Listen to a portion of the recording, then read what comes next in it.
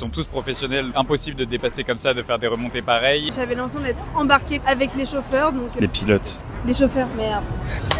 J'ai grandi dans l'univers du sport automobile, karting puis de la monoplace, et donc tout l'aspect technique m'intéressait énormément de voir comment ils avaient traité ça, surtout en sachant que ça avait été coproduit par Hamilton. C'était 2h40 de film, mais en fait tu les sens pas passer, c'était vraiment trop bien. Pendant tout le film, on suit un ancien pilote qui redébarque dans une écurie. On va voir qu'il a des stratégies complètement différentes de celle qui est en cours. J'ai passé un excellent moment, j'étais embarqué par l'histoire et ça m'a permis de totalement me débloquer de toutes les connaissances que j'ai sur le sujet. J'ai adoré le film, il y avait de belles images. Je trouve que c'est vachement accessible, même pour les gens qui suivent pas la F1, de rentrer dans le film et de comprendre les enjeux. Ce que j'ai trouvé peu crédible, c'est les énormes remontées, les dépassements qui sont parfois totalement tirés par les cheveux. Il y a énormément de pénalités qui ne sont pas données et qui seraient données dans la vraie vie. Paradoxalement, les accrochages, c'est très bien fait et très bien mis en scène. Les scènes d'accident étaient tellement réalistes et nous scotchent sur le siège complètement. J'ai adoré la nonchalance du personnage principal. Et moi j'ai bien aimé les moments où toute la musique se coupe, on n'entend que la respiration, on est vraiment dans la voiture avec le pilote. On oublie souvent la vie personnelle des pilotes dans ce monde-là. On pense que